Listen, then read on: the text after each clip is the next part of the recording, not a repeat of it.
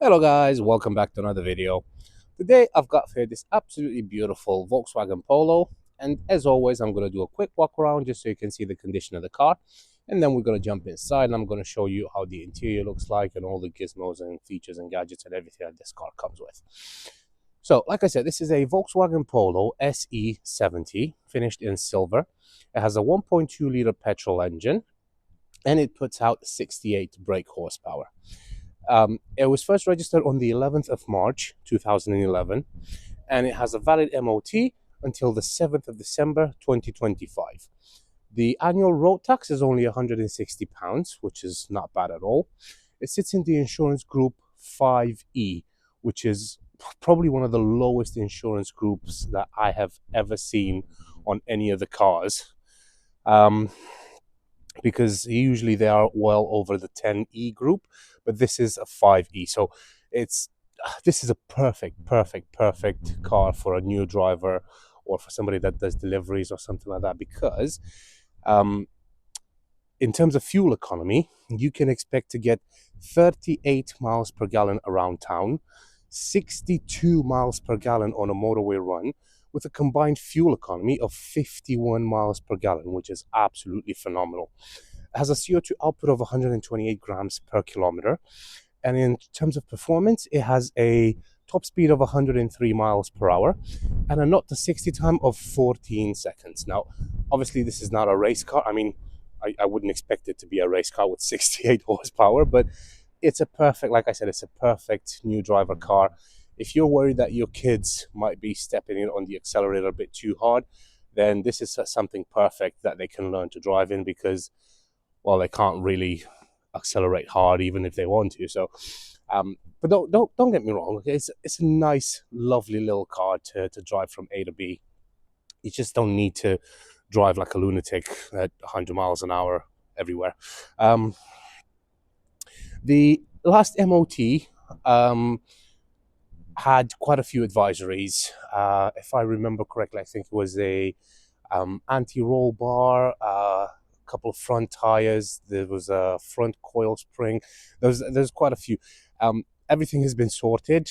Obviously, I've got the invoice and everything at a cost of about £900 to put everything right. But as always, I don't shy away from spending on cars if I know I can put them back exactly how they should be. It does have quite a good service history as well. Obviously it's just been serviced as well, included in that £900.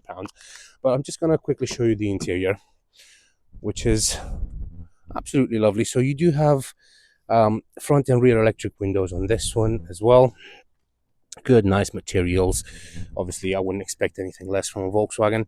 The seats are in lovely condition, and there is one small little problem with the seat in the back, but I'll show you in a second what it is. Nothing major, but yeah, as you can see, this one is absolutely lovely, and there's nothing underneath the microphone either. You do have your glove box here, which is nice and big. I mean, you can store plenty of things in there, and as you can see, that little wheel thing, that is for your cooled glove box. So if you have your AC on, you can put a drink or a sandwich or something like that in here, and you'll keep it nice and cool for you on a hot sunny day. Let's have a look at the rear, and I'll show you now what the problem is. So moving over to the rear, again, like I was saying, you do have electric windows on the rear as well. And again, the seats are lovely, with the exception of this little hole here. I just didn't find anything to cover it with, and yeah, it is what it is. It's got that little hole in there. I mean, obviously the car is going to be priced accordingly, because it does have a few little dings on the bodywork as well, which I'll show you as we walk past them, but it will be priced accordingly. And again, for a car of this age and mileage, it's not something out of the ordinary, to be honest, but yeah, it is what it is. The rest of the back seat is absolutely lovely. As you can see, you do have these three headrests here, so it is a three-seater. In the front, you've got nice little pockets on the backs, the back of the front seat, so you can put like snacks, iPads, stuff like that in there. You do have mats in there as well. Let me see if there's anything over on this side. Yeah, there is. maybe it had a little scratch here, so it's got a little bit of a touch up, but I mean that's very close getting. See, now that I've pointed out, you're only looking straight there, but in the first instance, when I was moving around it, you probably didn't even notice it, or you probably thought it was like a shadow or something. So, but that's why I point these things out, because obviously in the video, the further away you go, the less you can see. So that's why I always do like these close-ups, so you can see exactly what it is. It's got a few little scuffs here, but again, these are just minor things that, I mean, a car would be perfect only if it hasn't been driven, and a car, by its definition, it's meant to be driven.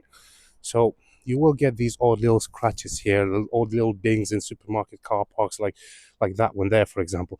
These are just normal wear and tear things, and it shouldn't be something that would put you off from buying a car, especially if it's a second-hand car, because, well, not especially, well, mainly if it's a second-hand car. If it's a brand new car and it's got things like that, I probably would say no. But then again, you're not spending brand new money on a car. So for example, this one, I think it's going to go up for about 3,500, maybe 3,400, something like that, which is not bad at all. And it's, yeah, anyway. Alloys are in good condition, again with a few little scuffs here and there, again nothing major.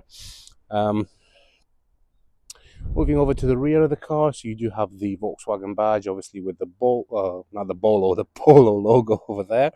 To open the boot, just standard Volkswagen, just lift the badge up, and it reveals quite a big boot, to be honest. For the class of the car, it's not bad at all. You do have these little hooks here, which I'll show you in a second what they're for, but you do have plenty of space in here. Again, for the size of a Volkswagen Polo, it's not bad. This lifts up, and that's what those little hooks are for. So it'll hold your false floor up like that, and then down underneath you've got even more storage. As you can see, quite plenty of storage as well.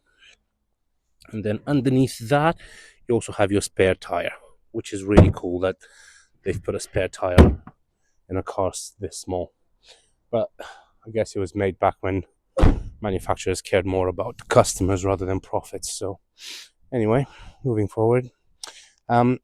This is another little scratch I do want to point out. You've got these little scratches here on the rear. Again, it's nothing major. They've been touched up. I mean, look, if I was to see if you take a photo, for example, from this angle, you don't even see it. That's why I do these videos, because it's stuff like that which you can clearly see once you get close to it. I mean, if you're looking at it without the lens of the camera, if you're looking straight at it, you will see these little scratches. I'm not going to hide it. It's not like they're going to blend in, but they're very minor things, and it's not something that the car is HPI clear, let me put it that way. So it's never been involved in any accidents, never been written off, never been stolen or anything like that. But you do get these odd little dents here and there. And if you expect a brand new car, just buy a brand new car. It's easy as that. Don't expect to spend 3% of the price of a new car and expect it to be like a new car, because it's never going to be like that. So anyway, let's have a look over in the rear. So again, you do have, like I said, electric windows on the rear, and just to show you the seats from this other side as well, as you can see, they are absolutely lovely. And again, you've got that pocket in the back there. You do have that one cup holder over there. And let's have a look over the front. Actually, I'm just going to pop the bonnet open so we can have a look at the bonnet. Well, under the bonnet, not at the bonnet. Here's the mighty beast, the little 1.2 petrol engine. Drives absolutely lovely. I mean, you can barely hear that engine. Yeah, because it's petrol, so they are quiet. Nice and pink coolant, so there's no mayonnaise or anything like that in the coolant. There's no issues with the head gaskets. There's no oil leaks or anything like that. That's literally just water from where it was washed and everything. But other than that, you can clearly see that there's no oil leaks anywhere. The engine bay is nice and clean. So yeah, it's just an honest little car. Actually, I got this car. I got it in part exchange from a very lovely lady. She bought a Audi A1 from me, which she absolutely loves.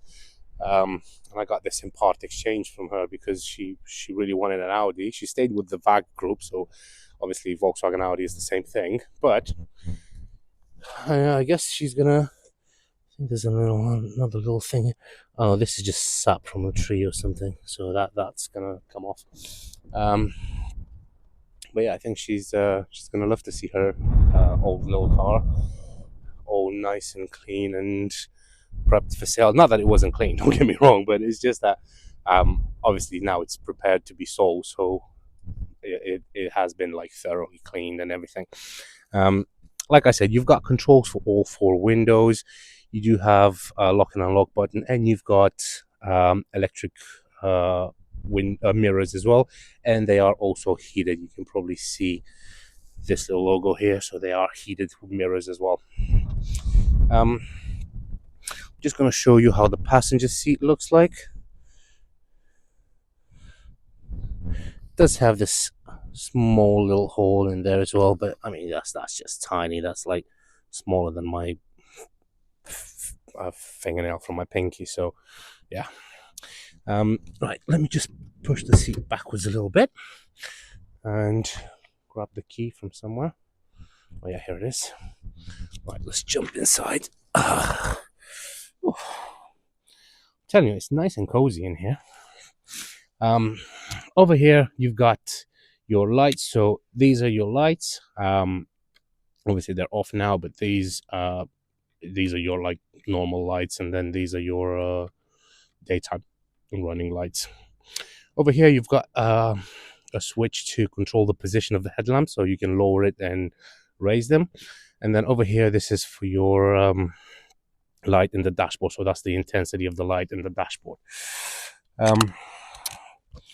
Over here you've got your steering wheel. Let me just go ultra wide. There we go, lovely. So over here you've got your steering wheel. I'm just going to start the car up now. And so to start it up, foot on the clutch, put your key in. As you can see, all the lights come on as they should, and the car starts straight away. No issues at all. So yeah, got a nice steering wheel. It's not too thick, it's not too thin. It's perfect size for the car. Over here you've got your indicator as well as your high beam. So if you switch this forward, actually, let me just turn the lights on. So right, the light's on now. If you switch this forward, you're going to see that blue light coming on. So now it's on full beams. And then over here, you've got your wipers as well. And then having a look in the dashboard. So starting from the left, you've got your rev counter over there. Then you've got the time, which is not set because right now it's 3:25. And that one is 2:38. So the time needs to be set. As you can see, we've got a very lovely day outside. It's 5 degrees, so I'm basically melting here. Moving on. Trip computer, so you've got 19.1 miles. That's when I've reset it. It's covered only 97,129 miles, so it's very low mileage as well. And then down there you've got your fuel gauge. And then moving over to the right, over there you've got your speedometer as well. And as you can see, there are 3 lights on at the moment. And that's the front, obviously the fact that the door is open, the seat belt, and the handbrake. So once you put your seat belt, put the handbrake down and close the door, all those lights are going to go away. So easy as that. There is one other thing I wanted to mention. Let me just turn this music off because I don't want YouTube to strike my video. There is one other thing I wanted to mention, and I cannot figure this out for the life of me. I took it to a mechanic. Well, while it was at the mechanics getting everything sorted, I asked them to look at that as well. They've put a tester on it. It doesn't come back with any errors, any faults, anything like that. It's absolutely perfect. There is one problem though, and I cannot figure it out. And let me see if it's going to show up now. But when you press the brake, see that light coming on there? So that light normally would come on to indicate that a bulb is out. So you've got a burnt bulb somewhere. Um, and the fact that it only comes on when you hit the brake, then it would obviously mean that it should be the brake bulb, but it's not. Every single bulb in this car works. I've tried and there was one that wasn't working, and that was the one from the boot. When you open the boot, you've got a little light, so that wasn't working. And I thought it might be this one, so I put the bulb in, and it still didn't go away. So every single bulb works, but you still get that error. And the thing is, usually, if you get an error in the dashboard, it should come up on the tester to say what error is it. Nothing shows up. The tester is literally faultless. So I just don't understand. I don't get it. Why that light is coming on? So there's absolutely nothing wrong with it. All the lights are working perfectly fine. But the other thing is, look, once you turn the car off, now it dings at me because the door is open. Oh no, because I've left the lights on. Okay, smart car. Right. Put the key back in the ignition. Does it start? Oh yeah, I don't have to put the foot on the clutch. See, the light is gone. And the second, let me see if this works so you can see it. Look, the second I press the brake, see, that's the accelerator, and that's the brake. So as soon as I press the brake, that light pops on. So it, I don't know. We just couldn't figure it out. Like, there's literally nothing wrong with it. It just probably likes to shine that light. I don't know. It's just that there's nothing I can do to it to get it fixed. So, yeah. Right. Let's move on. You do have your two air vents here, and this is to select, this is to close them or to open them. That's your traction control, your rear window defrost, your hazard lights, and then obviously your radio, which works absolutely fine. You've got all your preset stations here. Let's see what hard is saying. So yeah, the radio works absolutely fine. Radio, media, traffic announcement, menu, and you can play with all the settings and everything. Down here, you've got a fan on 4 speeds. This is the temperature, so you can select whatever temperature you want in the car. This is where you want the air to come out from. That's your recirculate and your AC as well. Moving down there, you've got a nice storage over there. It's like quite a deep cubby where you can put loads of things, I don't know, like phone, wallet, keys, stuff like that. Over here, you've got a 12-volt socket, and you've got an auxiliary port in there as well. 2 cup holders on the front. You've got a 5-speed manual gearbox, which I'll show you now. It goes through all the gears.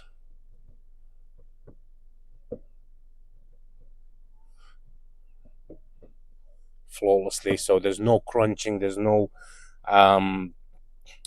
it doesn't crunch when you take it through the gears. The clutch is halfway, so it's not slipping or anything. The clutch is absolutely perfect. You have your locking wheel nut here as well, and then over here you've got your handbrake. You've got 2 slots here to again put like some coins and stuff. The cup holder I was telling you, that's from the rear. And then over here you've got your interior lights, which again, like I said, every single bulb in this car works because I've tried all of them. So that works absolutely fine. You can obviously light them up individually as well, like that. And the rear ones also work, as you can see. So every single bulb in this car works absolutely fine. You got your rear view mirror over there, and then you've got your sun visor here with a light at the top, which also works. And you've got one over here as well with a light at the top, which also works. So literally every bulb in this car works. So yeah, I don't know why that light likes to keep coming on, but anyway, I think that's pretty much it. There's not much else I can tell you. I'm just gonna go and park this baby up. Oh, we're gonna see all the lights come off now, except that one. Let me put this seatbelt on. I'm gonna put it here so you can see that that one also goes away, and then and break down. That one also goes away. So with the exception of that thing, there's no other lights in the dash. Like I said, there's absolutely nothing wrong with the car. It drives beautiful. It's just that stupid light keeps coming on, and I just know there's no way of getting rid of it. So, right, foot on the clutch, first gear, and let's take this beast out for a quick drive. Actually, we're just gonna do a quick drive around the estate here. Now, if you are concerned that I'm not wearing my seatbelt, that's absolutely fine because I am not taking the car on the main road. I'm only driving it on private property, and it's Sunday afternoon. There's literally nobody here. These cars are parked here for the businesses. As you can see, everything is shut, and I'm not going to go more than 10 miles an hour. Okay, I lied. I'm doing like 12. But yeah, as you can see, the car drives absolutely beautiful. Just gonna go and park this baby right up.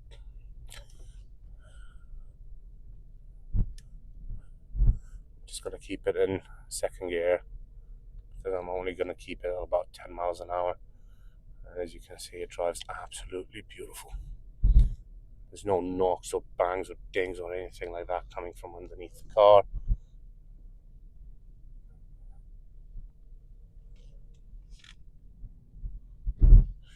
It's gonna need it's gonna be driven a bit because it's been sat for a few days, and there is a little bit of, now you can see in the reflection of that glass that the lights are working absolutely fine. I'm just gonna go into high beams as well. Oh, actually no, because I haven't had my lights turned on. So there we go. That's the high beams, work absolutely. Like I said, every single light in this car works absolutely fine. So I don't know why it likes to keep that light on, but it is rather frustrating. Anyway, here we are. We've parked the little beast up. And that is it. Thank you very much for your time, guys. Wow, 22 minutes. I bet that was riveting for you. But at least you've probably learned something, and you've learned that I can't turn off that light. But at least you've seen the car, you know what to expect when you get here. Like I said, it drives absolutely beautiful. There's no issues with it whatsoever. It's got a few little dings, like I said, but then again, if you want a new car, buy a new car. I can't stress this enough. Once again, thank you very much for watching. If you need to get in touch with me, you can call me on 01684 355 032, or you can visit our website at www.vindemautos.co.uk, or you can just email me at vindemautos@gmail.com. And with that being said, thank you very much for your time. I hope you have a great day, and I'll see you soon. Take care. Bye-bye.